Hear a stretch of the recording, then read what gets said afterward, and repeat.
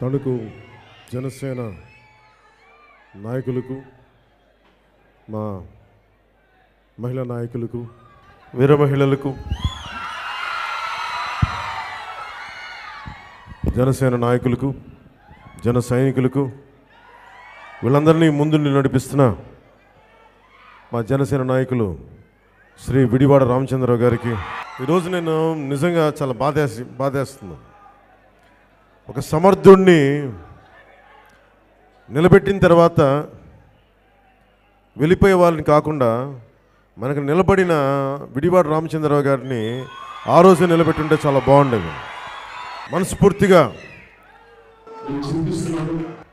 ఆ రోజు నా నిర్ణయానికి నా క్షమాపణలు మీకు తెలియజేస్తాను. రామచంద్రరావు, ఒకసారి నిర్ణయం నా ఒక్కడి చేతుల్లో ఉండదు. నిర్ణయం నాకు తెలిసి ఈయన సమర్థుడని.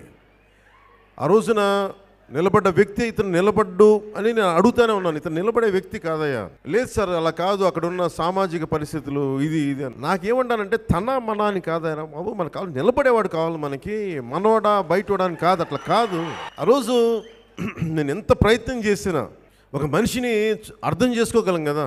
ఒక బలమైన వ్యక్తిత్వం ఉన్నవాడు విడివాడ రామచంద్రరావు గారు, చాలా బలమైన వ్యక్తిత్వం ఉన్నాడు, నిలబడ్డాడు. అట్లా ఎంత మంచి మనసు ఉన్నవాడంటే ఆయన, ఇంకొక ఆయనకి టికెట్ ఇస్తున్నామంటే ఆయన వేదన చూసి నాకు అనిపించింది, దగ్గర తీసుకున్నా, కన్విన్స్ చేశా.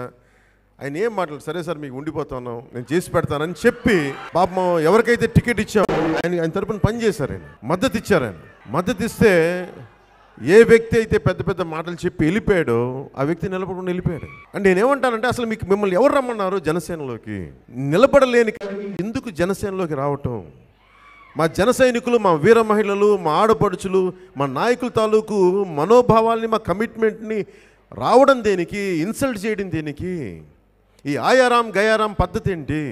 వేరే పార్టీలకు వెళ్ళిపోండి, అలాంటి వాళ్ళందరూ మా పార్టీలో ఉండొద్దు. మాకు ఓటమైనా పర్లేదు కానీ మీలాంటి నాయకులు మాకు వద్దు. 2 చేతులతో వేడుకుంటున్నాను, వద్దు, అవసరం లేదు మాకు. ఏ పార్టీకి ఉంటారు ఇంత బలమైన క్యాడరు? అన్ని పార్టీలకు ఉండరు. ఎందుకు ఉండరు? వాళ్ళ విధానాలు వేరు. మన విధానాలు ప్రజాస్వామ్యాన్ని పరిరక్షించడానికి, కేవలం ఏదో కూర్చో అధికారంలోకి ఒక్కటే కాదు, అధికారంలోకి వచ్చి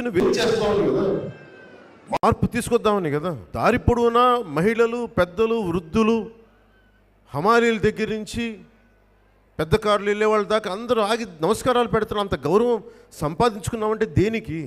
ఒక సమస్య మీద మనం నిలబడి పోరాటం చేసేందుకు వచ్చిన గౌరవం ఇది. ఈ రోజున మీరు చాలామంది పార్టీలు స్టార్ట్ చేశారు.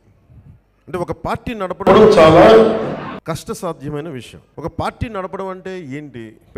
మనకి ఎంత కష్టం అంటే చాలామంది ఒక భావంతో కట్టిపడేయటం. చాలామంది మేము ఈ భావంతో మేము ముందుకెళ్తున్నాం. ఆ భావం ఏంటి? It is God given right. మనకి చిన్నప్పుడు ఏముంటుంది, మీరు అంటే చిన్నప్పుడు కాదు, ఇప్పుడు కూడా చాలామందికి, ప్రతి ఒక్కరికి కూడా కొద్దిమంది ఎందుకు డబ్బున్న వాళ్ళు అవుతారు, కొద్దిమందికి ఎందుకు అభివృద్ధి ఉంటుంది, ఎందుకు నాకు లేదు, ఒక నిరుద్యోగికి కానీ ప్రతి ఒక్కరికి సందేహం ఉంటుంది. అంటే ఈ భూమి ఎవరిది, ఈ నేల ఎవరిది, ఎవరికి హక్కులు ఉన్నాయి, ఇది ఒక నిరంతరంగా మనం మాట్లాడుకోం కానీ మన లోపల ఉండే ప్రశ్న. ఈ భూమి ఎవరిది, ఈ నేల ఎవరిది? సో బేసిక్గా గాడ్ గివెన్ రైట్స్ అంటాం. గాడ్ గ్రాంటెడ్ రైట్స్, దేవుడిచ్చిన హక్కు ఇది. బతికే హక్కు, శుభ్రమైన నీరు తాగే హక్కు, మనకు పని చేసుకునే హక్కు, అలాగే మన ఆత్మరక్షణ కోసం రక్షించుకునే హక్కు. దీనిని ఎవడు హరించి వేసినా మనం పోరాటం చేసే హక్కు ఉంది. ఈ హక్కుల్నే అక్షరబద్ధం చేసి రాజ్యాంగంలో పొందుపరిచినవి. 150-160 మంది పైచిలుకు మహా మేధావులు, బాబాసాహెబ్ అంబేద్కర్ గారు లాంటి నిపుణులతోటి చైర్మన్గా ఉండి స్టార్ట్ చేసిన ఈ డ్రాఫ్టింగ్ కమిటీ వాళ్ళు పెట్టింది. ఎప్పుడు లోకం పుట్టినప్పటి నుంచి ఇప్పటిదాకా ఈ భూమి ఎవరిదన్నదే పోరాటం. సో దీంట్లో మనం అర్థం చేసుకోవాల్సింది, ప్రతి ఒక్కరూ బతికే హక్కుని స్థాపించుకోవడమే. మీరు ఏ పార్టీలో ఉండండి, దేంట్లోనే ఉండండి, మనందరం పోరాటం. మీది కానీ నాది కానీ రోడ్డు మీద వెళ్ళి ఉండే ఒక ఇల్లు లేని వ్యక్తితో సహా బతికే హక్కుని స్థాపించడమే మానవ జన్మ తాలూకు పోరాటం, సార్థకత. పోరాటం చేయక తప్పదు. చాలాసార్లు చెప్తూ ఉంటాను, ఒక చిన్న విత్తుని భూమిలో పాతి పెడితే అది కూడా భూమి పొరలతో పోరాటం చేసి కానీ ఆ 2 ఆకులు బయటికి రావు. అంటే అంత పోరాటం చేయాలి ఒక చిన్న మొక్కకు కూడా. అందుకని ప్రజాస్వామ్యంలో మన ఉనికి, మనకు ఉపాధి కానీ, ఉద్యోగం కానీ, చదువు కానీ, ఆరోగ్యానికి కానీ, మన గిట్టుబాటు ధర కానీ, దేనికైనా పోరాటం చేయిందే మనం ఏది ముందుకెళ్ళలేము. సో బతికే హక్కుని స్థాపించడమే మానవ జన్మ తాలూకు లక్ష్యం. అది లేనప్పుడు ధైర్యం మరి ఎట్లా ముందుకెళ్ళంటే ధైర్యం అనే గాంధీవాన్ని ధరించాలి. ధైర్యం ఉంటేనే మన పోరాటం చేయగలం. మనం కలిసికట్టుగా, నేను ప్రతిసారి మన ఉదాహరణకి ఎందుకు చెప్తున్నానంటే, విడివాడ రామచంద్రరావు గారికి ఇంకొకరికి ఇచ్చాను. ఆయనేమో కాపు సామాజిక వర్గానికి చెందిన వ్యక్తి, వీరేమో కమ్మవారి సామాజికానికి చెందిన వ్యక్తి. ప్రాబ్లం ఏమైంది అక్కడ? ఎవరు నిలబడతారు మీరు అంటే కూర్చోబెట్టి, ఏ సామాజిక వర్గానికి చెందిన వ్యక్తి జనసేనలో ఉన్నా వాళ్ళు జనసేన నాయకులు, ఏ సామాజిక వర్గానికి చెందిన వాళ్ళని జనసేనకు నిలబడేవారా కాదా అని, సరైనోడా కాదా, ఇంతే. ఈ రెండే చూడాలి. ఒకసారి సమర్థత ఎక్కువ ఉన్నవాడా, ప్రతిభ సమర్థత తక్కువ ఉన్నవాడా, ఇవి చూడాలి తప్ప నేనేంటంటే ఒకసారి ఓకే మనవాడు అని చెప్పి అందరూ జగన్ ఎక్కించారు. ఈ రోజున మనవాడు అని చెప్పి మరి ఏం చేశారు స్టేట్కి అంటే? అలా కాదు, దింపేయడాలు ఎక్కించడాలు ఇవి కాదు. మన పోరాటం మనం గుర్తుపెట్టుకోవాల్సిన జనసేనది. ముఖ్యంగా మనందరం క్రియాశీలక కార్యకర్తలు, యాక్టివ్, మీరు పొలిటికల్ లీడర్స్ కాబట్టి, పొలిటికల్ అంటే మీరు మారితే సమాజం మారిపోద్ది, ఇక్కడున్న తణుకు సమాజం. సో మనం అలా ఆలోచించాలి. అలా కాకుండా మన వాళ్ళ కాదా అనేది ఎవరికైనా, ఒక కులం ఎంత నిజంగా నడపలేదు సమాజాన్ని, ఒక కులం సమాజాన్ని నడపలేదు, ఒక కులం ఒక పార్టీని నడపలేదు. అది మనం అర్థం చేసుకోవాలి. ఏ కులాలకి ఆ కులాలకి గౌరవం ఇస్తూనే అందరినీ కలిపి ఉంచే వ్యక్తులు నాయకులుగా ఎదగాలి. వాళ్ళు ఏ కులమైనా కానివ్వండి. లెట్ హిమ్ బి ఎ కాపు, లెట్ హిమ్ బి ఎ కమ్మ, లెట్ హిమ్ బి ఎ రెడ్డి, మన మాదిగ కులాలు కావచ్చు, మన దళిత కులాలు కావచ్చు, బీసీలు కావచ్చు, ఎస్సీలు కావచ్చు, మైనారిటీలు కావచ్చు, ఎవరైనా కావచ్చు. నువ్వు బతికే హక్కుని నువ్వు అందరికీ కల్పించగలుగుతున్నావు లేదు. నేను నాయకులు చూసేది అదొకటే. అలాంటి బలమైన లక్షణాలు నేను విడివాడ రామచంద్రరావు గారు చూశాను. మనస్ఫూర్తిగా నిలబడినందుకు నేను మనస్ఫూర్తిగా నీకు ధన్యవాదాలు తెలుపుతున్నాను. ఒక్క కంప్లైంట్ లేదు ఈ రోజు దాకా. ఆయన అలికిడి కూడా తెలియదు నాకు, ఇన్ని సంవత్సరాలు ఆయన అలికిడి కూడా తెలియదు నాకు. పార్టీలో సైలెంట్గా పనిచేసుకోవడం తప్ప. మనం ఎస్టాబ్లిష్ చేయదలుచుకుంది బతికే హక్కుని ప్రారంభిస్తున్నాం, ఎస్టాబ్లిష్ చేస్తున్నాం. మనకి ఈరోజు జగన్ ఉండొచ్చు, అంతకుముందు ఇంకొకళ్ళు ఉండొచ్చు, ఎవరైనా మనకి irrespect. It's not about who is right now, it's always about what we have to do. మనం ఏమి చేయాలి, ప్రజాస్వామ్యాన్ని పరిరక్షించడంలో ఏం చేయాలి. నేను అందరికీ చదువు ఇంటర్తో ఆపేశానని చెప్తాను, కరెక్టే. నేను తర్వాత ఏం చదివానని ఎవరికి చెప్పలా. నేను రోజుకి 6 నుంచి 8 గంటలు చదువుతాను, రాజ్యాంగం మీదే చదువుతాను. లేదా ఇంత అవగాహన ఎక్కడి నుంచి వస్తే? నేను డిగ్రీలు ఎందుకు చేయలేదో కూడా చెప్తాను మీకు, పిహెచ్డీలు ఎందుకు చేయలేదో కూడా చెప్తాను. చేయలేక కాదు, సత్తాలేక కాదు, సమర్థత ఉన్నవాడిని, చదవగలిగేవాడిని. మా అమ్మ అంటూ ఉంటుంది, మా ఇంట్లో నా ఫ్రెండ్స్ అందరూ కొన్ని పుస్తకాలు దొంతలు పేజీలు చదువుతూ ఉంటే, శుభ్రంగా చదువుకుంటే ఇప్పటికి ఐఏఎస్ ఐపీఎస్ అయిపోయేవాడేరా అని నాకు అనిపిస్తుంది. నేను చాలామంది చెప్పా, మా అమ్మ కూడా అంటుంది, ఎందుకు శుభ్రంగా నెల్లూరులో ఉంటే మన బతికేవాళ్ళం, సినిమాలోకి వచ్చావు, పాలిటిక్స్లోకి వెళ్ళావు, ఇప్పుడు ఎందుకు నాన్న ఈ గొడవలని, శుభ్రంగా చూడు ఇప్పుడు ఇలా చదువుకున్నావు, ఇలాగ ఆ రోజే చదువుకొని ఉండంటే మంచి పెద్ద ఐఏఎస్ ఆఫీసర్ అయిపోయాడు రా. నేనేమంటానంటే, అమ్మ నేను ఐఏఎస్ అయి ఉండొచ్చేమో, ఐపీఎస్ అయినా కానీ వెళ్ళి జగన్ లాంటి వాళ్ళకి సాల్యూట్ చేయాలి మనం, అలా కాదమ్మా. నేను సాల్యూట్ ఐఏఎస్ ఐపీఎస్లు చదివి ఒక జవహర్లాల్ నెహ్రూ గారికి సాల్యూట్ చేస్తే నాకు గర్వంగా ఉంటుంది, ఒక దామోదరం సంజీవయ్య గారికి సాల్యూట్ చేస్తే బాగుంటుంది, ఒక కాశీనాథుని నాగేశ్వరరావు పంతులు గారికి చేస్తే ఇది ఉంటుంది, ఒక బుర్గుల రామకృష్ణారావు గారికి నమస్కారం చేస్తే అందంగా ఉంటుంది. వెళ్ళి అడ్డగోలుగా దోచేవాడికి నమస్కారం చేయాలంటే, మా నాన్న కోరిక ఏంటంటే, మా నాన్న కానిస్టేబుల్గా ప్రారంభించి ఆయన ఫైనల్గా పెట్టి ఆఫీసర్. నాకు తెలిసినప్పటికి మా నాన్న హెడ్ కానిస్టేబుల్, కొంచెం పైన పెట్టి ఆఫీసర్ అంటారు. మా నాన్నకి నిక్కర్లు వేసుకొని ఉండేవాడు. మేము చీరాలలో, మేము ఒంగోలులో ఎక్కడో పెరిగాం కొంత. సో మా ఇంట్లో మా నాన్న కోరిక, అరే నేను ఎస్ఐగా అంటే కానిస్టేబుల్గా ప్రారంభించినప్పటికీ నాకు సిఐతో ఆగిపోద్దేమో నా ప్రమోషను, మహా అయితే ఏఎస్తో అయిపోతారేమో. మీరు మటుకు మీ అన్నయ్య అలా కాలేదురా, కనీసం నువ్వన్న ఎస్ఐ గారా, ఎస్ఐతో స్టార్ట్ చేయరా. నాకు అనిపించింది మా నాన్న కోరిక భీమ్లా నాయకులు తీర్చాను కానీ నిజ జీవితంలో తీర్చలేదు. అంటే మా కోరిక ఏంటంటే మా జీవితాల్లో పెద్ద ఎక్కువ డబ్బులు సంపాదించాలని ఏమి ఉండవు, కొంచెం తినడానికి తిండి ఉంటే చాలు. ఆ టిపికల్ మన కుటుంబాల్లో ఉంటారు. అంతే తప్ప కూర్చోబెట్టి ఇంకొకరు డబ్బు దోచేయాలని కానీ అడ్డుగోలు ఏదో పెట్టే కుటుంబాల నుంచి వచ్చాను తప్ప దోచుకునే తత్వాలు మన ఇళ్లలో ఉండవు. మనం అలాంటి ఇళ్ళ నుంచి వచ్చాం కదా, మనకేముంటుంది, అరే ఏదైనా పెడదాం ఇట్లా ఉంటుంది. సో మా కోరికలు ఎంత ఉంటాయి మనకి. ఈ నా ఇంట్రెస్ట్లు అంతా ఏంటి, విప్లవ్ వీరులు, భగత్ సింగ్లు, చంద్రశేఖర్ ఆజాద్, బాబాసాహెబ్ అంబేద్కర్, వీళ్ళందరి గురించి చదివి ట్యాగూర్ కూడా ఏం చదువుకోలేదంట. ట్యాగూర్ ఏం చదువుకోకుండానే అలాగే ప్రకృతిని చూస్తా పెద్ద నోబెల్ ప్రైజ్ వచ్చిందంటే నేను కూడా ఏమనుకున్నాను, ఇలా చూస్తే మనం కూడా అయిపోద్దామని చెప్పి నేను స్టార్ట్ చేస్తే నేను నిజంగా నమ్మేస్తాను ఒకసారి. కానీ నేను ఇప్పుడు చదివేవాడిని, నిజంగా బాగా ఎక్కువ చదివేవాడిని. కానీ నా క్లాస్ పుస్తకాలు తప్ప అంత నాకు ఇంగ్లీష్ ఎలా వస్తుంది, మిగతా భాషలు ఎలా వస్తాయి అంటే చదువుతాను బాగా. కానీ మనం అందరం అర్థం చేసుకోవాల్సింది, we have to understand humanities, చరిత్ర, చట్టం. ఎందుకంటే మొన్న ఇందాక మనోహర్ గారు చెప్తా ఉంటే జ్ఞానం ఎందుకు అవసరం అంటానికి ఫస్ట్ ఎందుకు జ్ఞానం అంటే నా జీవితం ఎందుకు ఉంది అని ఒక ప్రశ్న ఉదయించినప్పుడు ఆ ప్రశ్నని వెతుక్కునే ప్రాసెస్లో సమాధానాలు వెతుక్కుంటాం. ఆ సమాధానాలు వెతుక్కున్నప్పుడు జ్ఞానం వస్తాయి. వాళ్ళని అడుగుతాం, పుస్తకాలు చదువుతాం, పెద్దలను అడుగుతాం, మనకంటే అనుభవజ్ఞులను అడుగుతాం. అందుకని అంటే హక్కు మనకే ఉందా ఈ దేశంలో? కేవలం జగన్ ఒక్కడికే కాదా, మనకే ఉందా? కేవలం దోచేసే వ్యక్తులకే కాదు, మనకి కూడా ఉంది. ఇది మన నేల కూడా. నాకు డబ్బులు సంపాదించే హక్కు ఉంది, నాకు ఉపాధి లభించే హక్కు ఉంది. అండ్ ఇవన్నీ మన హక్కులు, ఇవన్నీ ఎవరు ఇచ్చినవి కాదు. జగన్ అనే వ్యక్తి వచ్చి, ఈ జగన్ వల్ల ప్రారంభం అవ్వలేదు. జగన్ అనే వ్యక్తి వచ్చి ఈ అరాచకాన్ని, ఈ కరప్షన్ని పీక్స్కి పట్టుకెళ్ళిపోయాడు అంతే. అంతకుముందు లేదని నేను ఎప్పుడు చెప్పట్లా. మనం అర్థం చేసుకోవాల్సింది, మనకి జ్ఞానం ఉంటే కాన్స్టెంట్ క్వశ్చనింగ్, నా జీవితం ఎందుకు ఇలా ఉంది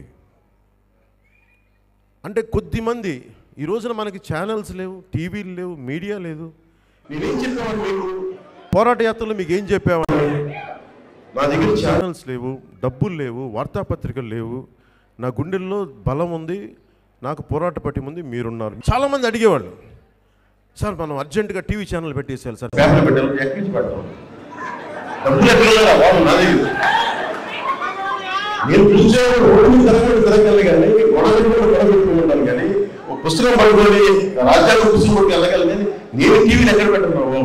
అంటే నేను ఎందుకు చెప్పామని చెప్తాను. ప్రతి ఒక్కరూ చాలా కన్వెన్షనల్గా, if you have to be in politics, you have to have a channel, you have to have a news paper, you have to have x number of wealth.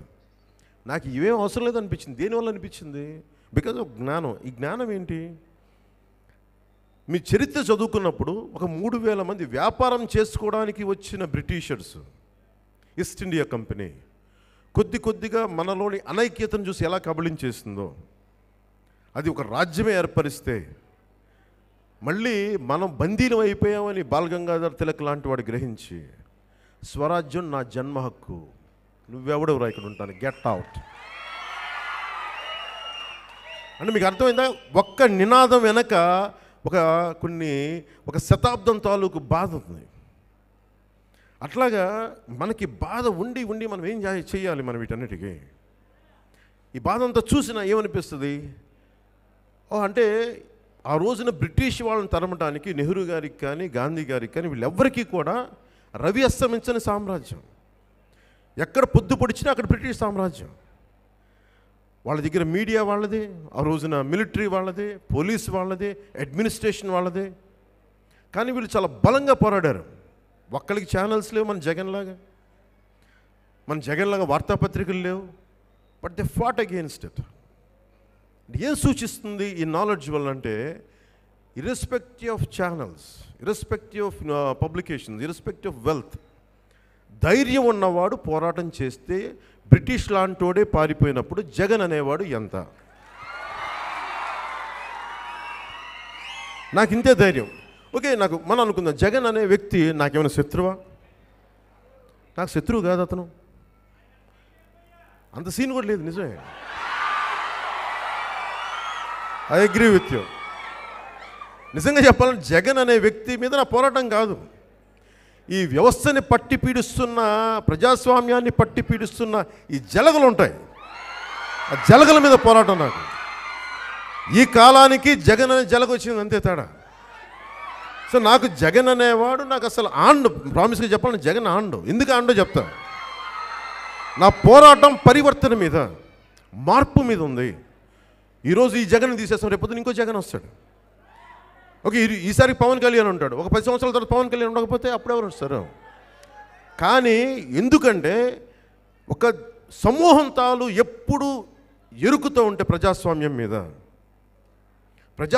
మీద వాళ్ళకి ఎరుకుతూ ఉంటే ఇది నా నేల, నా హక్కు అని ఉంటే జగన్ అనేవాడు పుట్టడానికి భయపడతాడు. వాడు ఎక్కడ ఉంటాడు? మనలోనే ఉంటాడు, మనలోనే ఉంటారు వీళ్ళందరూ, బయటికి రారు. అండ్ ఎందుకు చెప్తున్నాను ఈ మాట అంటే, సాల్ షూట్స్ అని ఒక సంస్థ ఉంది, SS. అది బ్రిటిష్ మన సెకండ్ వరల్డ్ వార్లో హిట్లర్ ప్రైవేట్ ఆర్మీ. అది ఎలా స్టార్ట్ అయింది? హిట్లరు వాడు దేశ ఆర్థిక సంక్షోభం, యుద్ధాల వల్ల పరిస్థితులు వచ్చినప్పుడు దేశం విచ్ఛిన్నం అయిపోతూ ఉంటే, ఆ కైజర్ రూల్లో బాగలేనప్పుడు అసలు ఇది కాదని చెప్పి ఫస్ట్ చాలా అందంగా స్టార్ట్ చేశాడు అతను యుద్ధం. ఒక పొలిటికల్ పార్టీ, ఒక పొలిటికల్ మూవ్మెంట్ స్టార్ట్ చేసి ఇలాంటి హాల్లో సెక్యూరిటీగా ఉండేవాళ్ళు వాళ్ళు, ఒక 10 మంది మెంబర్స్. హిట్లర్ మాట్లాడుతున్నానికి కోపం వస్తుంటే అడ్డుకోవడానికి 10 మంది 25 మంది తయారయ్యారు. సాల్ అంటే హాల్, షూట్స్ అంటే ఐ థింక్ సెక్యూరిటీ సంథింగ్ అట్లా ఉండదు. సాల్ షూట్స్, అది SS. వాళ్ళు అలా స్టార్ట్ అయ్యి ఏ స్థాయికి వెళ్ళిపోయారంటే రెండో ప్రపంచ యుద్ధానికి on par with German military వచ్చేసారు.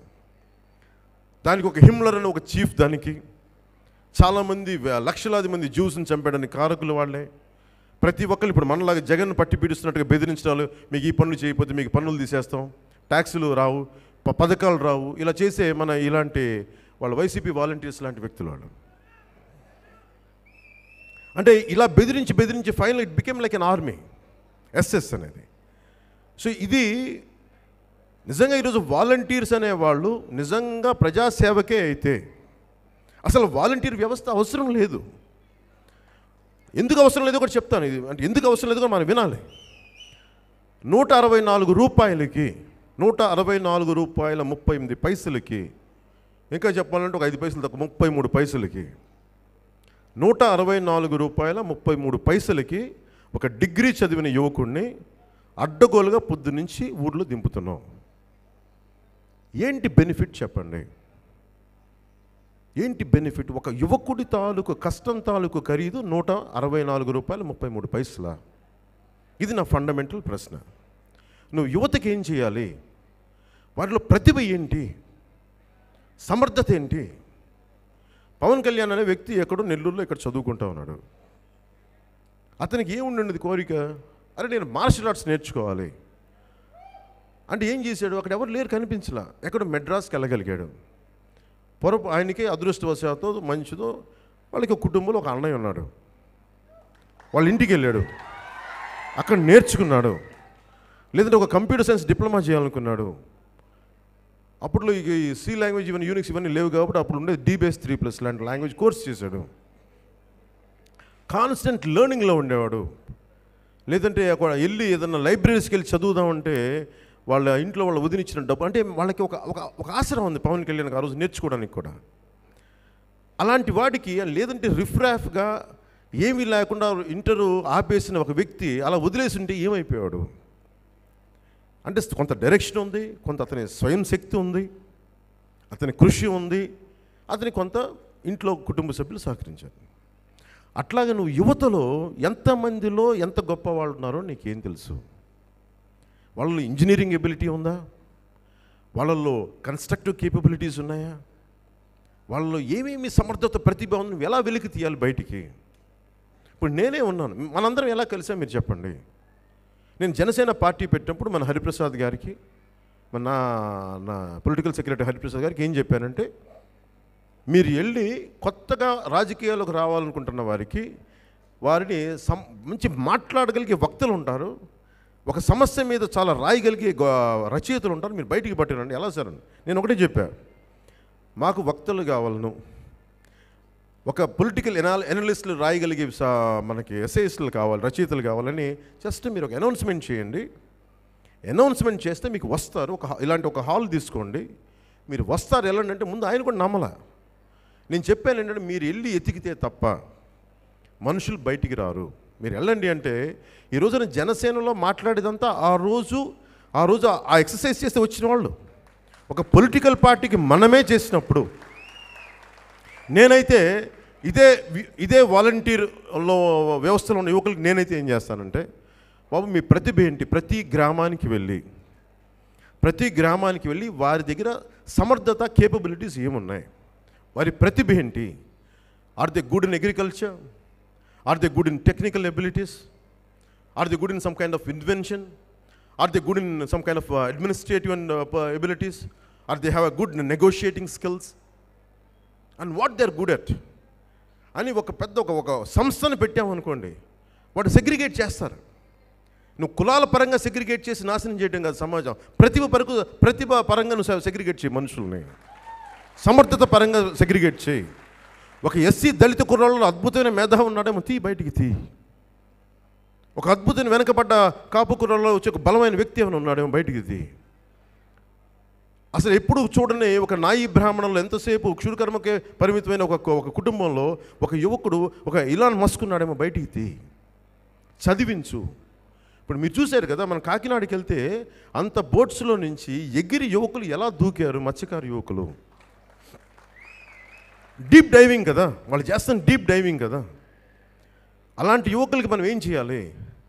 ఈ ఆస్ట్రేలియన్ ఒలింపిక్స్ ఎక్కడ మంచి ట్రైనింగ్ సెంటర్ పెట్టి, బాబు మీకు ఎలాగ సరదా ఉంది, మీకు డబ్బులు ఇస్తాం, ఇంత స్టైపండ్ ఇస్తాం, మీకు ఇదే సరదాకు దూకుతున్నారు కదా, మీరు డీప్ డైవింగ్ చేయగలరా అని చెప్పి మనకి డీప్ డైవింగ్ ప్రాక్టీస్లు చేస్తే వాళ్ళు ఒక ఒలింపిక్ డైవర్స్ ఉంటారని ఎవరికి తెలుసు? If you don't tap the potentiality of the youth,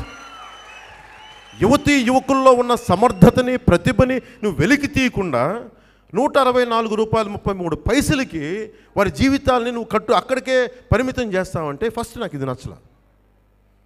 ఇది మొదటిది. నేనైతే ఇది చేస్తా.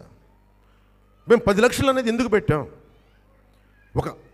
ప్రతి నియోజకవర్గంలో 500 మంది యువకులకి 10 లక్షల రూపాయలు వన్ టైం కానీ ఇచ్చేసి, మీరు ఒక 10 మంది యువకులకి మీరు ఎంప్లాయ్మెంట్ క్రియేట్ చేస్తే, మీరు ఊహించుకోండి 2500 మంది అంటే మీరు చూడండి ఎంతమంది, ఇంటూ ప్రతి ఒక్కరు 10 మంది చొప్పున అంటే ఎంతమంది అవుతారు చూడండి, 500 చొప్పున 5000 మంది యువకులకి ఒక సంవత్సర కాలంలో కొత్త అప్లిఫ్ట్మెంట్ జరుగుతుంది. ఇంత డబ్బు ఉంది, డబ్బులు లేక కాదు, మనకి దుర్వినియోగం అవ్వబడుతున్నాయి డబ్బులు. నాకు అనిపించింది ఇది, అంటే మీరు ప్రతిభని ఇలాగ తీయాల్సింది. నేను చేయగలిగానే. జగన్ వచ్చి కూర్చొని మీరు ఆ పథకాలు ఈ పథకాలు, సరే నాకు అనిపిస్తుంది, అరే మేమే పార్టీ ప్రారంభించి మేమే 5 లక్షల రూపాయలు మా జన సైనికులకి ఏదైనా జీవితాల్లో కష్టం వస్తే మేమే ఆదుకోగలిగినప్పుడు ఇన్ని లక్షల కోట్లు చెప్పే మీరు ఒక ప్రాణం పోతే ఇంకంతకుమించి ఎందుకు డబ్బులు ఇవ్వలేరు? దానికి లంచాలు అడగాల మీరు. ఇది నా బాధ, నా ఆవేదన కూడా ఏంటంటే, హౌ లాంగ్ ఇంకెంతకాలం సగటు మనిషిని, సగటు మధ్యతరగతి మనిషిని, సగటు బీదవాడిని, రోడ్డు మీద వెళ్ళేవాడిని ఇంకెంతకాలం పట్టి పీడిస్తుంది ఈ దేశం? ఈ నాయకులు 75 సంవత్సరాలు అయిపోయింది, ఆజాదీ అమృత్ మహోత్సవాన్ని మాట్లాడుతూ ఉన్నాం. ఇంకా కూర్చోబెట్టి మాకు రేషన్ ఇప్పించండి, మా చదువులకి ఫీజులు కట్టండి, ఇంకా ఈ పరిస్థితులు ఎందుకున్నాం? దీనికి యువత మేలుకోవట్లేదు, సమాజం మేలుకోవట్లేదు. విడివాడ రామచంద్రరావు మనవాడ బయటవాడ అని కాదు, మనకు పనిచేసేవాడా అని ఈ మనస్తత్వం వచ్చే వరకు మనం సర్వనాశనం అయిపోతాం. ఇంకొకటి ఉదాసీనత. ఒక రాష్ట్రంలో ఒక ఊర్లో ఒక ఆడపిల్ల రోడ్డు మీద వెళ్తుంటే 10 మంది ఏడిపిస్తుంటే అందరూ చోద్యం చూసినట్టు చూస్తుంటారు. నేనేమంటానంటే మన చెల్లి మన అక్క అయితే మనం ఏం చేయాలి? మనం ఈ గుండె బలం అలవాటు చేసుకోకపోతే రేపొద్దున మన అక్కని ఏడిపిస్తున్నా, మన చెల్లిని ఏడిపిస్తున్నా ఏం చేయలేము. భయంతో గుండె బాడీ బిగుసుకుపోద్ది, భయంతో బిగుసుకుపోద్ది ఒళ్ళు. అని మనం అర్థం చేసుకోవాల్సింది, ఈ ధైర్యం కనుక సమాజం తెచ్చుకోకపోతే, అమర్నాథ్ అనే కుర్రోడిని మీరు చూడండి, వాళ్ళ అక్కకి నిలబడినందుకు చెరుకు తోటల్లో వేసి పెట్రోల్ వేసి కాల్ చేశారు. ఆ కుర్రోళ్ళు చుట్టుపక్కల ఆ రోజు ఆడపిల్లని ఏడిపిస్తూ ఉంటే అక్కడ చూస్తున్న 10 మంది 15 మంది పెద్దలు కానీ ఏంటి మాట్లాడుతున్నావు, లాగొట్టు పీగుతామని అంటే భయపడతారు. చుట్టుపక్కల వాళ్ళు మాట్లాడరు. దానికి తోడు ఈ రాష్ట్ర ముఖ్యమంత్రి అనే వ్యక్తి సంస్కారహీనుడు. ఇతను ఎంత సంస్కారహీనుడు అంటే, నువ్వు కూర్చోబెట్టి ఆడవాలంటే గౌరవం లేదు ఇతనికి. లేదంటే నువ్వు కూర్చొని పెళ్ళాంగి వెళ్ళామని మాట్లాడు. నువ్వు ఇలాంటి దిగజారిన వాగుడు వాళ్ళు మాట్లాడరు. అంటే అలా కాదు, ఇవి మాట్లాడితే ఏం జరుగుద్దో మనం అనుకుంటాం. మనకి ఏం జరుగుద్ది అనుకుంటాం. పవన్ కళ్యాణ్ గురించి కాదు ఇది. పవన్ కళ్యాణ్ చాలా ధైర్యవంతుడు. తన భార్య జోలికి వచ్చి తన కుటుంబం జోలికి వస్తే ఊరుకుంటాడా? అస్సలు ఊరుకోడు. వాళ్ళ ఆడపడుచుల మీదకి వస్తేనే రాడు, కనిపించిన ఆడపడుచుల మీదకి వస్తేనే బయటకు వస్తాడు. అలాంటిది తన భార్య జోలికి వస్తే ఊరుకుంటాడా? ఊరుకోడు. కానీ ఎందుకు సమస్య ఏముందో చెప్తాను. ఈ గుణం మనం పెంపొందించుకోకపోతే మన ఆడబిడ్డలను రక్షించుకోలేము. అంటే మనం అర్థం చేసుకోవాల్సింది, మీరు మర్చిపోయారేమో చాలామంది, 2005లోను 2006లోను 2003లో అనుకుంటా, శ్రీలక్ష్మి అని ఒక స్టూడెంట్ని విజయవాడలో నిర్దాక్షిణ్యంగా వాడు కాలేజ్ క్లాస్ రూమ్లో అందరూ చూస్తుండగా కత్తితో పొడిచేశాడు.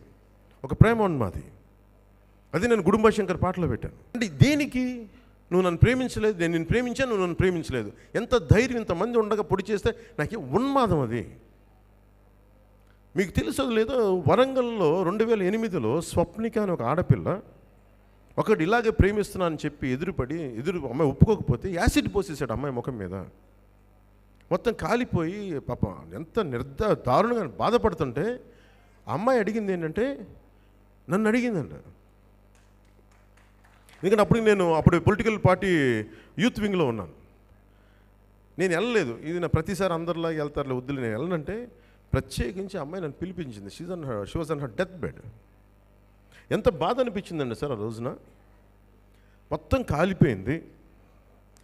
అసలు నిండుగా చక్కగా 100 ఏళ్ళు బతకాల్సిన ఆడపిల్ల ఆ రోజు అలా బెడ్ మీద పడిపోయి అలా చూస్తుంది, మొత్తం కాలిపోయింది. ఒకటే అడిగింది, అన్న ఇంక ఏ ఆడపిల్లకి ఇలా జరగకుండా చూడన్న. ఆ కన్నీళ్ళు వచ్చేసినాయి. నా నిస్సహాయతకి నా మీద నాకే కోపం వచ్చింది. ఇదే సినిమాలు ఏదో కథగా చెప్తాం, ఎదురు తిరుగుతాం, చేస్తాం. నిజ జీవితంలో ఏం చేయలేం. ఎలా చేయాలి? ఒక 14 ఏళ్ళ ఆడబిడ్డ, అమ్మ నేను స్కూల్కి వెళ్ళి వస్తానమ్మా, తల్లి దివ్యాంగురాలు, రోజు స్కూల్కి వెళ్ళి వచ్చి, అమ్మ ఈరోజు ఈ హోంవర్క్ చేశానమ్మా, ఈరోజు లెక్కలు బాగా చేశానమ్మా, టీచర్ ఇలా చెప్పిందమ్మా, తెలుగు బాగా చేసి, ఇలా అనే ఆడబిడ్డ 14 ఏళ్ళ సుగాలి ప్రీతి స్కూల్కి వెళ్ళి, అంటే రోజు వాళ్ళమ్మ పాపం రాగానే ఇంటికి ఏదో బిడ్డ తినడానికి పెడితే ఫోన్ వచ్చిందంట.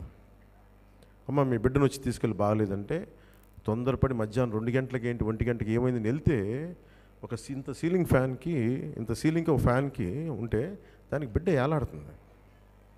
ఉరేసి చంపేశారు, మానభంగం చేసి. స్కూల్లో 10వ తరగతి చదివింది ఆ తల్లి. నాకు తెలియదు ఇది. ఓడిపోయిన తర్వాత నేను మన మంగళగిరి ఆఫీస్లో కూర్చుంటే ఆవిడ వచ్చింది, ఏడుస్తుంది నా దగ్గరికి వచ్చి.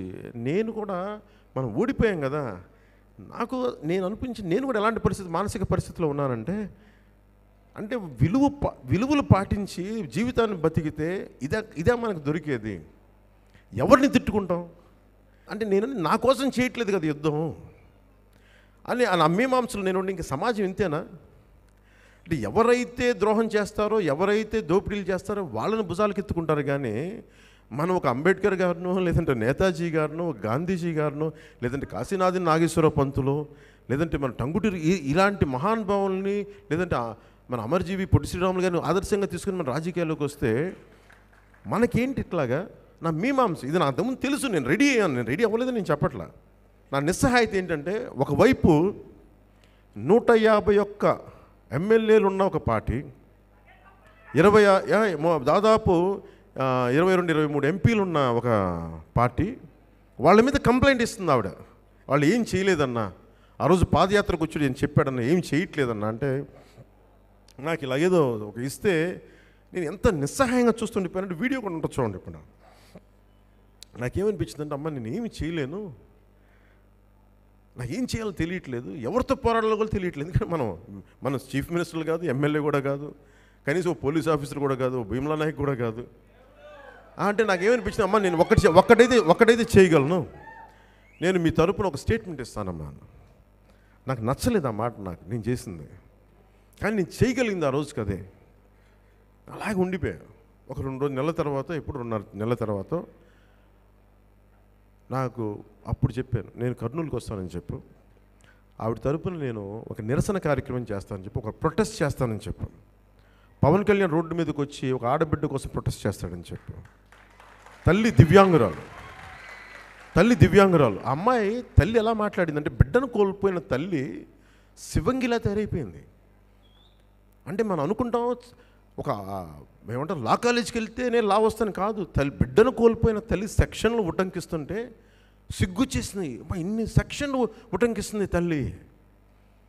అమ్మ నేను అడిగానమ్మా, మీరేనా లా చదువుకున్నారని అడిగా. లేదన్నా, నా బిడ్డ చనిపోతే అన్ని సెక్షన్లు తెలుసుకున్నానన్నా, నా బిడ్డ చనిపోతే అన్ని సెక్షన్లు తెలుసుకున్నానన్నా. నాకు కదిలిపోయిన మాటకి వెళ్ళి కూర్చుంటే ఫైనల్ మనం వెళ్ళాం, కదిలాం, పెద్ద గొడవ చేసాం. అంటే మన జన సైనికుల మీద, మన వీర మహిళల మీద నాకు ఎందుకంత గౌరవం అంటే, వీళ్ళు అనుకుంటారు కదా రాయలసీమ వాళ్ళ గుత్తాధిపత్యం వాళ్ళ సొత్తు అని, జగన్ లాంటి వాళ్ళు. మనం వెళ్ళి చూస్తే 1.5 లక్ష మొత్తం జనం కదిలి వచ్చారు అక్కడ. అంటే ఒక సమస్యకు వస్తే జనం పోరాటం చేయడానికి సిద్ధంగా ఉన్నారు. నాయకులు సిద్ధంగా పోరాటం చేయడానికి సిద్ధంగా లేరు, కానీ ప్రజలు సిద్ధంగా ఉన్నారు, రాయలసీమలతో సహా. వెళ్ళి కూర్చుంటే దాన్ని ఫైనల్ గొడవ తీసుకెళ్ళి మన ప్రెషర్ ఒత్తిడి భరించలేక, ఆ దోషులు వీళ్ళకి సంబంధించిన వ్యక్తులు అనుకుంటా, వీళ్ళు చేతులు కడిగేసుకోవడానికి దాన్ని సిబిఐకి పెట్టారు. ఇప్పటికి కేసు తేల్లా. జనసేన వచ్చా ఖచ్చితంగా తెలుస్తాం, ఇలాంటి కేసులు వదిలేదు లేదు.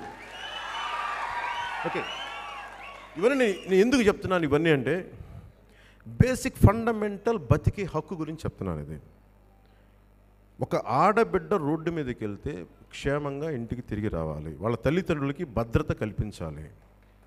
నేను ఎందుకు వాలంటీర్స్ గురించి మాట్లాడుతున్నాను, ఐఎమ్ నాట్ అగెయిన్స్ట్ వాలంటీర్స్.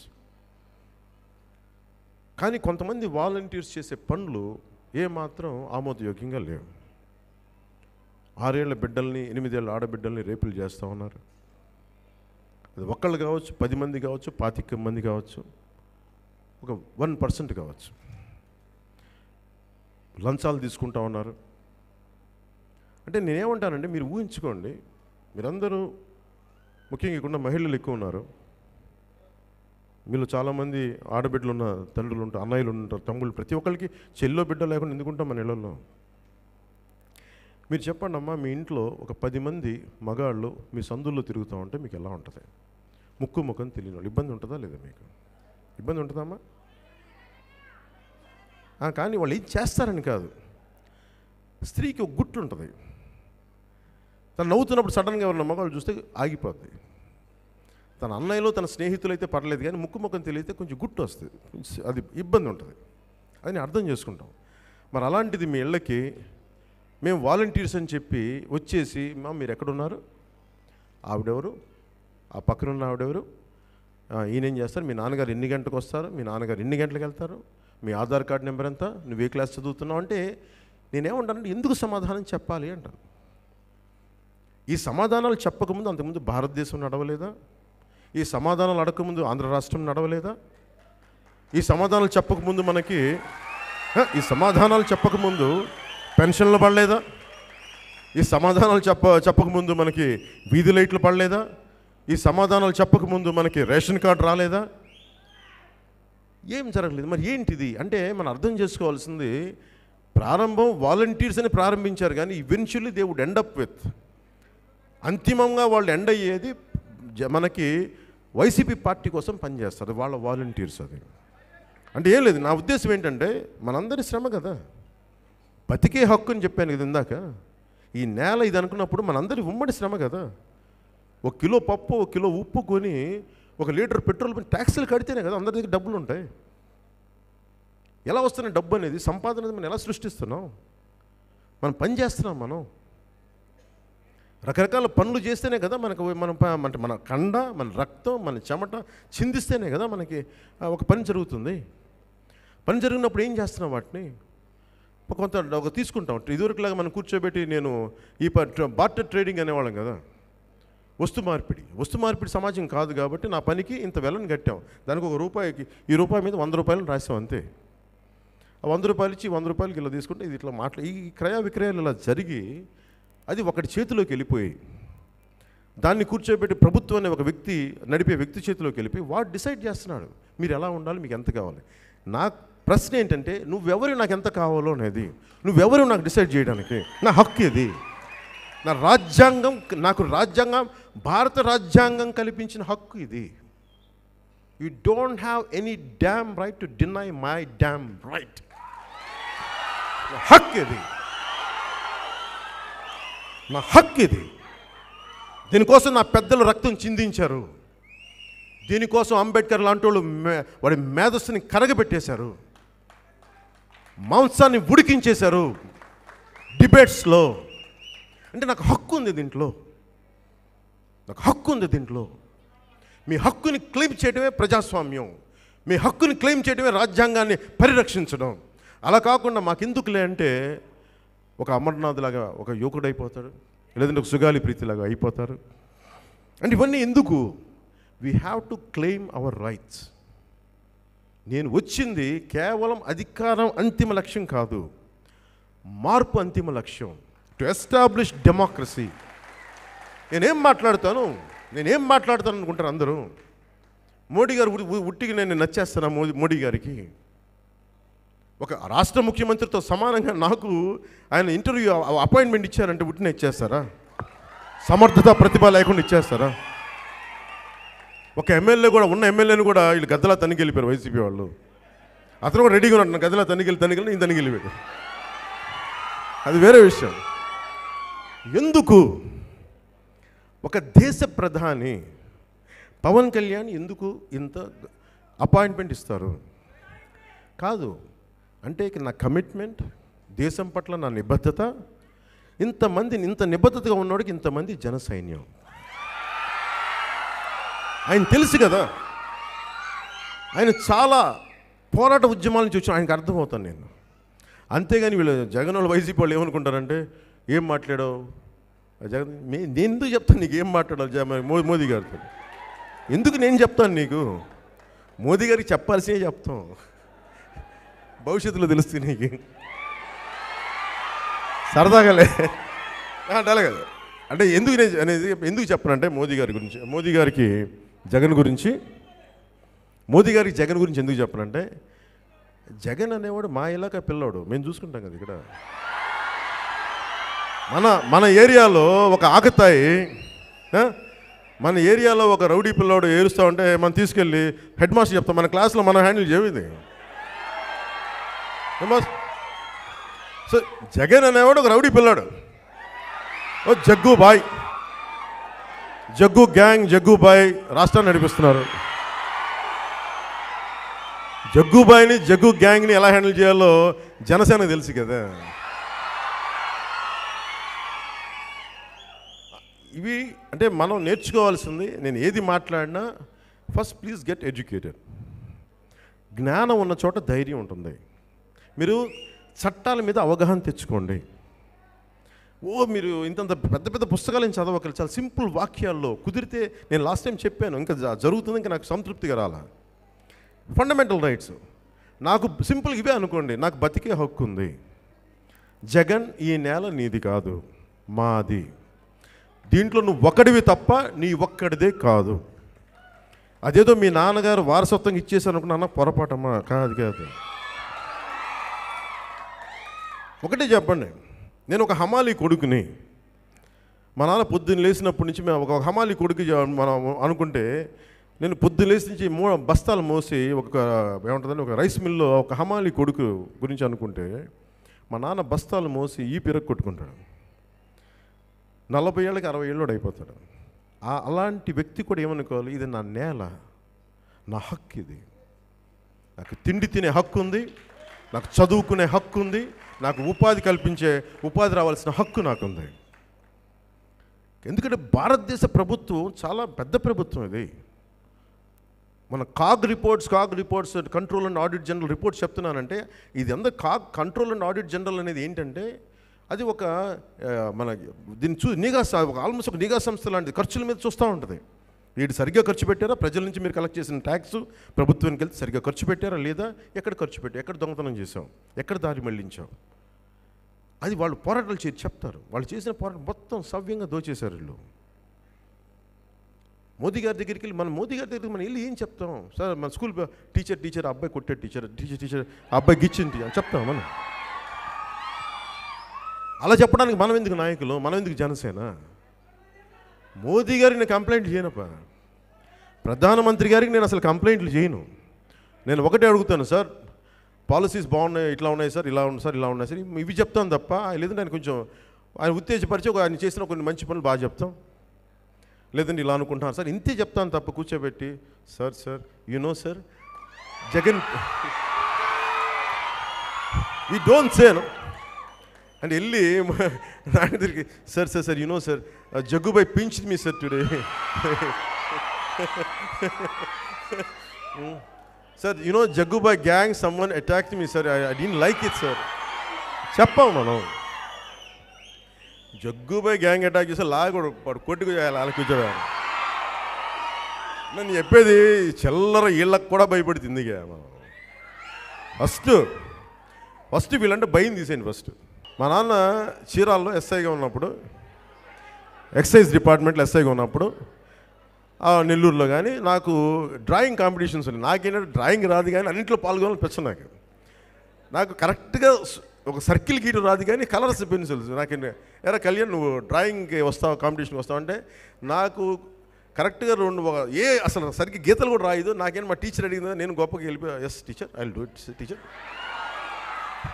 ఏం కావాలి, ఒక వైట్ పేపర్ కలర్ పెన్సిల్స్ కావాలి. సో మా నాన్న దగ్గరికి వెళ్ళా. మా నాన్న చీరాల ఎక్కడో పోలీస్ స్టేషన్లో మన స్టేషన్లో ఉంటే, నేను మరి కలర్ పెన్సిల్స్ దగ్గర ఉన్నాయంటే మన దగ్గర అంత డబ్బులు ఎక్కడ ఉంటాయి, నేను అలా చూశాను. సో నేను మా నాన్న దగ్గరికి వెళ్ళా. మా నాన్న ఏరా నువ్వు ఇక్కడికి వచ్చేయండి అన్నాడు. పక్కనే మా స్కూల్ కొంచెం దగ్గరలో ఉండే. అదే నాన్న కొంచెం టీచర్ కలర్ పెన్సిల్స్ కావాల్సిందంటే మా నాన్న ఇలా చూశాడు. ఎంతనంటే ₹2. ₹2 అంటే ₹2 మా నాన్న అంది. అవునన్న ₹2 అంటే పాప మా నాన్న దగ్గర డబ్బులు ఎక్కడ ఉంటాయి, అందరి దగ్గర పావాలని ₹10 అందరూ తీసి నాకు ఇచ్చి వెళ్ళి అదమని చెప్పి పంపించేసాను. అంటే ₹2 అంటే తర్వాత నేను ఏమన్నా అంత అందరి దగ్గర తీసుకున్నావు అంటే, మా దగ్గర ఎక్కడ డబ్బులు ఉంటారా, మా దగ్గర మనం కూర్చోబెట్టి నెలాఖరికి వచ్చేటప్పటికి మళ్ళీ వాళ్ళ దగ్గర మనం అప్పులు చేసి కదా మనం మన కరెక్ట్గా 3వ వారం డబ్బులు అయిపోతాయి మన దగ్గర. నేను నేర్చుకుని చిన్నప్పుడు అది. అలాంటి కుటుంబాల నుంచి వచ్చాం. 3వ వారం డబ్బులు అయిపోతాయి. మళ్ళీ అక్కడి నుంచి ఎదురు వాళ్ళని పొరిగింటి వాళ్ళు కరెక్ట్గా ఏంటంటే ఫస్ట్ వీక్ బాగుంటుంది భోజనం, 2వ వీక్ కొంచెం ఒక కూర తగ్గుద్ది, 3వ వారంకి పెరుగు కాస్త మజ్జిగ అవుద్ది, 4వ వారంకి మా నాన్న వరకు భోజనం ఉంటుంది. పాపం మా అమ్మేమో అసలు తిందో, అదేముంటుంది ఆ పాత బీరకాయ కోస్తే నాకు ఇప్పటికి గుర్తు. బీరకాయ పెడితే ఆ తొక్కంతా తీసి మళ్ళీ మా అమ్మ పచ్చడి చేసి అది మేము నాకు అలాగే నాకేముండేది అంటే చాలా మళ్ళీ నీకోసం ప్రత్యేకం చేశాను. పాపం ఏంటంటే ఎంత పొదుపు ఉంటుందని చెప్పడానికి. అలాంటి కుటుంబాల నుంచి వచ్చాం. అంటే ఇక్కడ డబ్బులు ఉండవు. నా పాయింట్ ఏంటంటే డబ్బులు ఉండవు మన దగ్గర. అంటే సగటు మధ్యతరగతి మనుషుల దగ్గర చాలా పొందిగ్గా ఏముంటుందని నడుపుతారు మన సంసారాన్ని చాలా గుట్టుగా. లంచాలు తీసుకోవటం ఇబ్బందిగా ఉంటుంది, తీసుకోరు. వాళ్ళు ఏం చేస్తారు, ఆ టీఏలో డిఏలో కొన్నిసార్లు సరెండర్ లీవ్స్ అవి జాగ్రత్తగా పెట్టు. మా నాన్న రాస్తూ ఉన్నాడు రికార్డ్స్ రాసి కొంత డబ్బు వస్తాయి.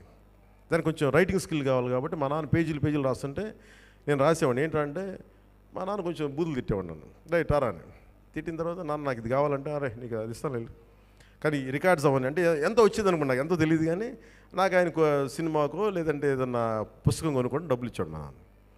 అంటే నాకు టీఏలు డిఏలు రికార్డ్స్ రాయటాల వల్ల సరెండర్ లీవ్స్ వల్ల ఎంతో కొంత మా నాన్న ఒక ₹2 ₹5 ఇవ్వడం నాకు గుర్తు. నాకు అంటే ఒక సామాన్య మధ్యతరగతి కుటుంబాల్లో ఉద్యోగస్తుల్లో ఉండే సమస్య ఇది. అంటే ప్రతి రూపాయి, నా పాయింట్ ఏంటంటే ప్రతి రూపాయి చాలా విలువైంది. ప్రతి రూపాయి అలా కూర్చోబెట్టి జేబులో పెట్టి అలా విసిరేసి ఈ ఏమంటుందని ఈ గానా బజానా టైంలో వైసీపీ వాళ్ళు విసురుతుంటారు డబ్బులు ఇట్లా. అలా కాదు, మన చాలా ప్రతి రూపాయి చాలా కదా విలువైంది మనకి. నేను అలాంటి కుటుంబాల నుంచి వచ్చాను కాబట్టి వాళ్ళు ఏముంటుంది, లంచాలు. మా నాన్నకి ఏంటి నేను అడిగాను, ఏంటి నాన్న అంటే ఏసీబీ ఎందుకు నాన్న వాళ్ళు మా నాన్నగారి కొలీగ్ని ఎవరు ఏదో ఇబ్బందులు ఉన్నారంటే పలకరించాక నేను కూడా బైక్లో వెళ్ళాను. ఆయన ఏదో సస్పెండ్ అయ్యారా, ఇది ఏసీబీ వాళ్ళు పట్టుకున్నారు, ఏదో సమ్ మన క్రైమ్ యాంటీ కరప్షన్ డిపార్ట్మెంట్ పట్టుకుంది. నేను ఎవరు కాంటాక్ట్స్ డబ్బులు తీసుకున్నానంట. నేను అడిగా ఏంటి నాన్న మనకంటే మనకు వద్దు నాన్న డబ్బు అనేది మా నాన్న పొందిగానే పెంచాడు మమ్మల్ని. నాకు ఇప్పుడు ఏంటంటే నువ్వు ఉద్యోగస్తుల్ని ఒక సగటు ఒక చిన్నపాటి ఉద్యోగస్తులు పోలీసులు కావచ్చు, ఇంకోళ్ళు కావచ్చు, ఒక ట్రాఫిక్ కానిస్టేబుల్ కావచ్చు. ఒకసారి నేనే చాలాసార్లు ట్రాఫిక్ కానిస్టేబుల్ డబ్బులు ఇచ్చాను, సార్ ప్లీజ్ వైలేషన్ చేసిన అంటే పట్టు 1 వేలు తెలియదు కదా. 1 వేలు రాగానే నిల్డా బండి అనేవాడు తమిళనాడు మెడ్రాస్లో. నిల్డా బండి అంటే ఎస్ సార్ సారీ సార్ అంటే తెలియమా వందిటాను సార్, తెలియకుండా వచ్చేసాను సార్ అంటే పాకెట్లు ఎవరు ఇక్కడ వెళ్ళిదే బయట జేబులు అందరూ డబ్బులు తీయన్నాడు. నా దగ్గర ఎంత ఉంటాయి తీసుకోబెట్టి కూర్చోబెట్టి నేను నా ఫ్రెండ్కి నాకు ఇచ్చేదే 30 రూపాయలు అయితే మళ్ళీ నా ఫ్రెండ్ ఆనంద్కి పెట్రోల్ దాంట్లో 10 రూపాయలు పోయించి ½ లీటర్ కరెక్ట్గా 200 ml అంతా పోయించి ఇంత ఒక కరెక్ట్గా 25 ml ఆయిల్ కలిపి మేము అలా ఏదో తిరిగేటప్పుడు మా పోలీసులు పట్టుకుంటే ఉన్న 20 రూపాయలు పోలీసులకి ఇచ్చేసాం.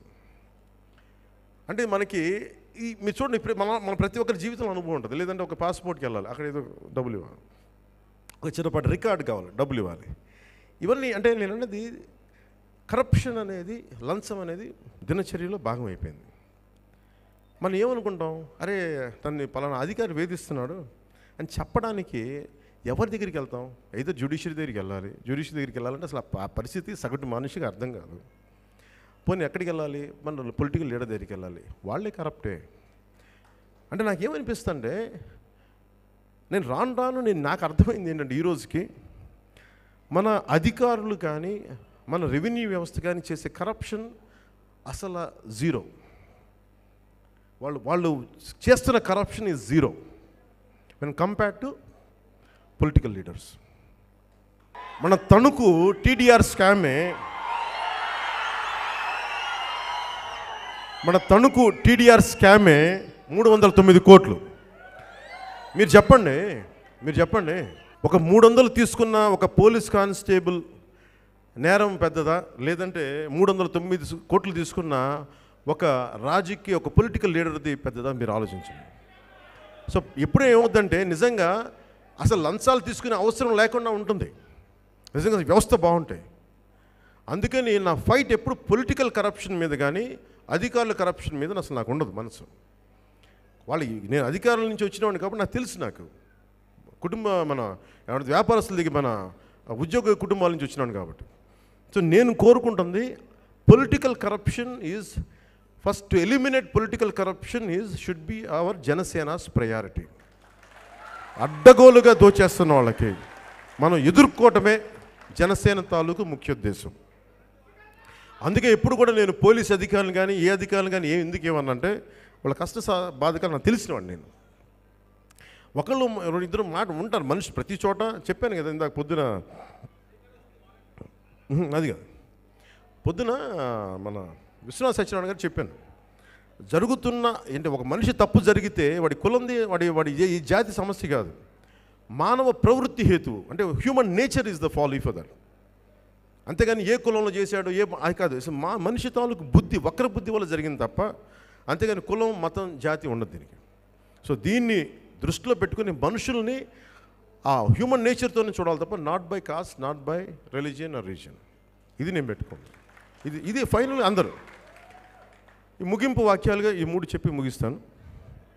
To run A political party first of all so tough job. మీరు ఒక ఉదాహరణ తీసుకుంటాను, దాన్ని మీరు తప్పుగా తీసుకోకండి, జస్ట్ ఒక అబ్జర్వేషన్గా తీసుకోకండి. మనకి వైఎస్ షర్మిల గారు ఒక పార్టీ స్టార్ట్ చేశారు. కొన్ని సంవత్సరాల క్రితం పార్టీ స్టార్ట్ చేస్తే అందరు నన్ను అడిగారు, మీరు షర్మిల గారు పార్టీ స్టార్ట్ చేశారంటే వాళ్ళు అంటే నేను సంతోషం, నేను ఆహ్వానించాను. ఆవిడ రావాలి, అలాంటి వాళ్ళు రావాలి. ఎందుకంటే more number of political parties, different ideas, it's better. కానీ ఈ రోజున ఎంతవరకు వాళ్ళ పొలిటికల్ పార్టీ ఉంచుతారో లేదో తెలియదు. మేము వాళ్ళు కాంగ్రెస్లో కలిపేస్తారని వింటా ఉన్నాను వార్తలు. అంటే పాయింట్ ఏంటంటే, వెదర్ మీ దగ్గర డబ్బులు ఉండొచ్చు, ముఖ్యమంత్రి బిడ్డలు ఉండొచ్చు, కానీ still it is so difficult to run A political party. మనం ఎందుకు నడపగలుగుతున్నామంటే మన దగ్గర భావ తీవ్రత, సైద్ధాంతిక బలం and commitment to serve and commitment to stand against atrocious and cruelty of YCP or any other political system. అంటే ఇది మనం అర్థం చేసుకున్నామంటే, మన బలం మనకు తెలిస్తే మనం ఎంత బలమైన పార్టీయో మీకు అర్థమవుతుంది.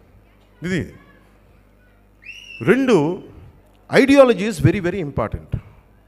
తెలంగాణ రాష్ట్ర సమితి అని వచ్చిన party, why it has to become Bharat Rashtra సమితి అంటే తెలంగాణ కోసమే ఉద్భవించిన పార్టీ అని చెప్పి ఈరోజు భారతదేశానికి మేము పనిచేసే పార్టీగా ఎందుకు అయిపోయిందంటే, ఆఫ్టర్ ఒక కొంతకాలం తర్వాత ఒక ఐడియాలజీ, చిన్న ఐడియాలజీ సరిపోదు, సో పెద్ద ఐడియాలజీ తీసుకుంటారు. కానీ ఇవన్నీ అవసరం లేకుండానే జనసేన 7 ప్రిన్సిపల్స్, యూనివర్సల్ ప్రిన్సిపల్స్, మన 7 సిద్ధాంతాలు చాలా బలమైనవి.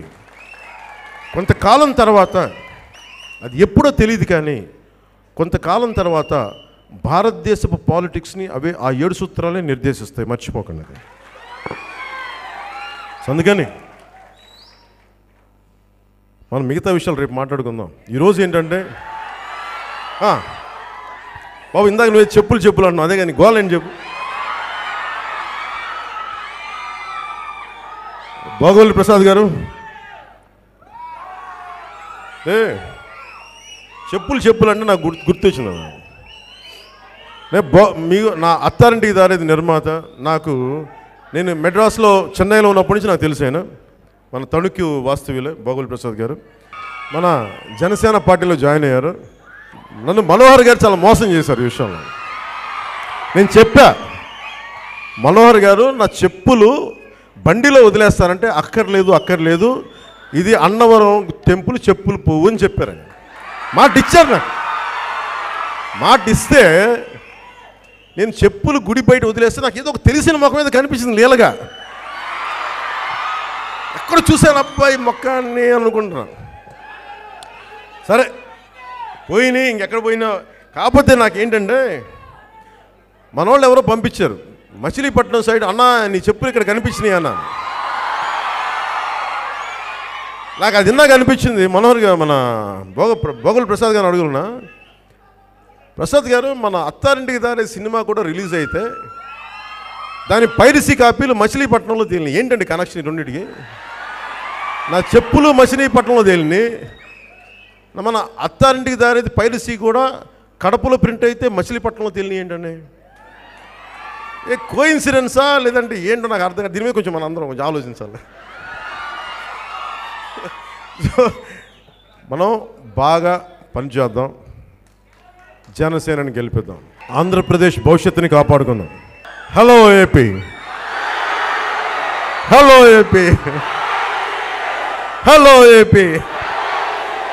జై హింద్, జై జనసేన.